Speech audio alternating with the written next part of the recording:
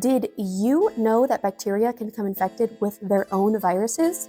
Viruses don't just infect multicellular life forms like animals and plants. Some of them go after our single-celled friends. They're called bacteriophages, and they're super interesting. Some of them are actually helpful and target bacteria that cause nasty infections. These phages that fight harmful bacteria have been used as a safe alternative to antibiotics in a few countries for many years, and although they haven't caught on in the rest of the world yet, they could be an answer to the growing problem of antibiotic-resistant bacteria. Other bacteriophages are not so nice though, like bacteriophage T12, which triggers certain strains of Streptococcus pyogenes, the bacteria that causes strep throat, to transform into an even nastier form of strep called scarlet fever. Another nasty phage is SARS-CoV-2, which is capable of infecting the friendly bacteria in your gut and is known to disrupt the balance of your microbiome. Huh? Wait, you thought SARS-CoV-2, the virus that causes the disease COVID-19, only infects animal cells like the ones in your brain, your heart, or your dog's heart? Yeah, it infects those too.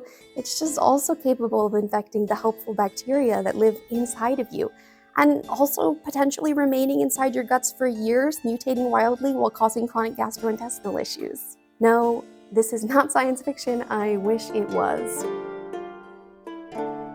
It's well known, I hope, that SARS-CoV-2 can cause major gastrointestinal upset during the initial or acute infection of COVID-19. Common acute symptoms are diarrhea, vomiting, nausea, and abdominal pain. And if you didn't know this, yes, your stomach flu might be COVID. Please get a PCR test if you can and stay away from others when you're sick. But fewer people realize that that shit can stick around, or that it can stick around in your shit. In fact, it's really common for the virus to live on in the gut and be detectable in poo long after people stop testing positive on respiratory swabs. This was actually observed very early on in the pandemic by scientists in China, like spring 2020 early, and now we know that roughly 50% of people seem to poo out SARS-CoV-2 during the acute infection, and that many of these people continue to be poo positive after they test negative on upper respiratory swabs. A 2022 Stanford study followed 113 people with mild to moderate COVID after their initial diagnosis. Nearly 50% were poo positive during the acute infection, and 40% of them were still poo positive nearly a month after infection. 12.7% were positive after 4 months, and a few people in this study were even positive 7 months after infection. And if you're wondering if positive poo poses an infection risk to you, let me introduce you to the world's most efficient poo aerosolizing machine, the public toilet, which produces aerosols that can float in the air for up to 90 minutes, aerosols which can contain microbes for up to 24 flushes after the microbes are first deposited. Seriously, please wear a mask in public bathrooms, because while you can't get pregnant from sitting on a toilet seat, you can get COVID from breathing toilet air. So, do people with positive poo feel the effects of the virus on their guts? Yes, in the Stanford study, viral persistence in poo was associated with gastrointestinal symptoms, diarrhea, abdominal pain, the works. And no wonder when they had this virus partying in their gut and messing up the balance of their intestinal microbiomes. If you didn't know, each of our guts is home to an estimated 10 trillion bacterial cells that play a crucial role in our health. Over 3,000 species have been documented in the human gut, and each of us hosts several hundred of these species, which vary greatly from person to person. Our microbiomes are influenced by the food we eat, where we live, and so many other things, including health conditions. Or does the microbiome influence the health condition? Or does the health condition influence the microbiome? It's probably both. The diversity and balance of bacteria in our gut are super important. And when they're not diverse enough, when there's dysbiosis, this can contribute to allergies, asthma, cancer, and more. And indeed, many studies from many countries have shown people with COVID-19 have reduced gut diversity, as well as lower amounts of helpful bacteria and increased amounts of unfriendly, opportunistic bacteria when compared to healthy people.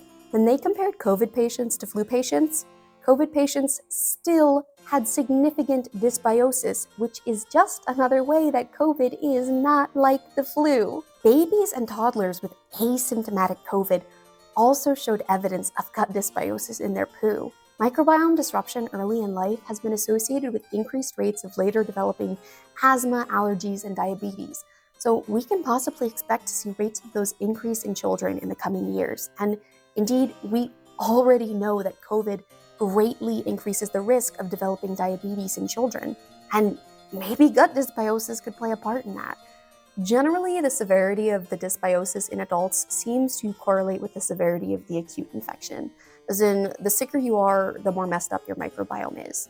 But even asymptomatic individuals have been shown to have unusual changes in the gut microbiome when compared to people without COVID. Studies have shown dysbiosis persisting in individuals for at least 30 days after the initial infection.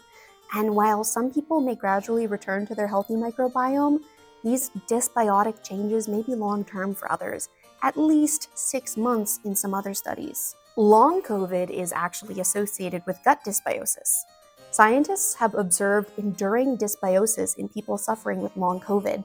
And in fact, dysbiosis is one of the currently popular theories to explain, at least in part, the syndrome currently known as long COVID.